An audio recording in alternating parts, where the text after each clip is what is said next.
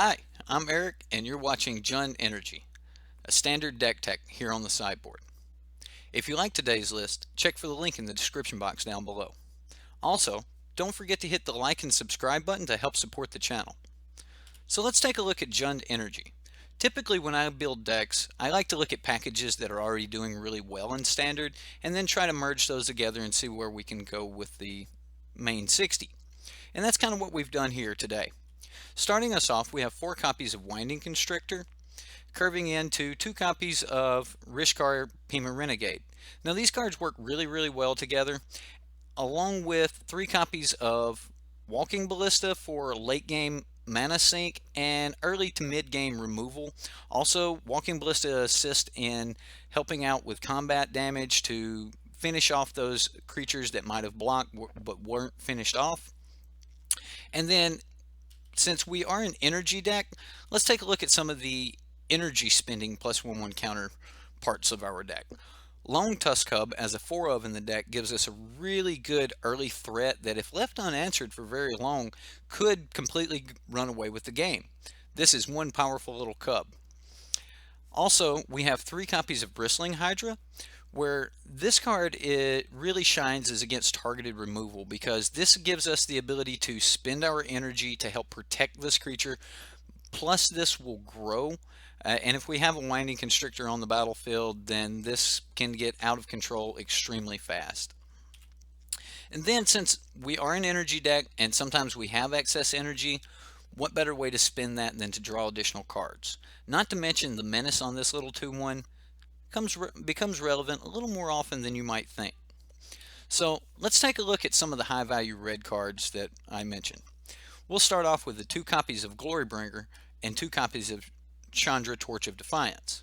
Now honestly, these cards are so good I doubt many people need an explanation, but Glorybringer gives us the ability to get up in the air and the additional removal from the exert ability.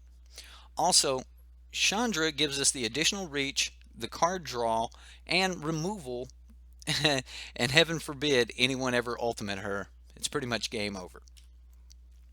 Now, also up at the top of the curve, we have 1 copy of Verdurous Gearhulk, which goes great with the rest of our +1/1 counter theme, and then a singleton copy of Ronus the Indomitable. I really wanted Ronus because he's a really good card at blocking Hazoret. He's also a really good card at spending our energy late game, or our mana late game. Giving creatures +2, +0, and trample is an extremely good effect and helps us get through those board stalls. So let's take a look at some of the spells we'll be casting. Now, this deck only runs 21 lands, but we do have 4 copies of Attune with Ether, which is an honorary land and it produces some energy for us. That energy can be used on either counters or protection for our other creatures, or we could use that into our 4 copies of Harness Lightning here for some removal that's a little bit bigger than our 3 copies of Fatal Push. Say we need to kill a Razakath. There's very few main board cards in any deck that could deal with a Razakath, except for Harness Lightning and Vraska's Contempt, which we will also be running 2 copies of. Now, I doubt we'll be seeing many Razakath, but we will be seeing Scarab God and we will be seeing Hazoret the Fervent. So Vraska's Contempt is our best answer for those cards. So that brings us to the full scale of our main 60 here with Ixalan Energy. Let's take a look at the sideboard. We have 3 copies of Duress and 2 copies of Doomfall for hand disruption. Doomfall covering a little double duty with the Edict effect.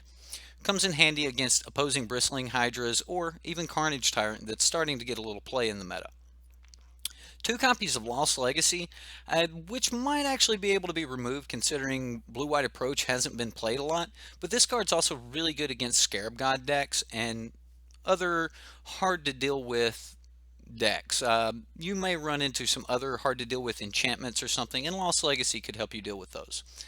A Braid for artifacts, and then 2 copies of Rampaging Ferocidon, which probably could have an argument for 3 copies of if tokens becomes a little more prevalent in the meta.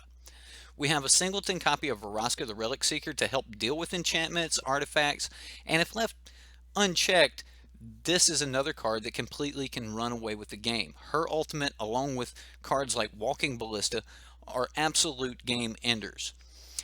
Aether Sphere Harvester to gain a little additional life and to get up in the air. We do not have a lot of flyers, so Aether Sphere Harvester is good for that. 2 copies of Deathgorge Scavenger to help pick at the graveyard, but in a lot of cases we'll just bring this in for the additional lifelink that it can offer us. Gonti, Lord of Luxury, another card to just help round out that board state. Having a death touch creature on your side, not to mention the fact that you can sometimes get a really powerful card off your opponent with a Gonti. So that gives us Jund Energy. I hope you liked the deck. If you did, let me know how you felt about it in the comments down below. Like and subscribe, and we'll see you next time here on the Sideboard.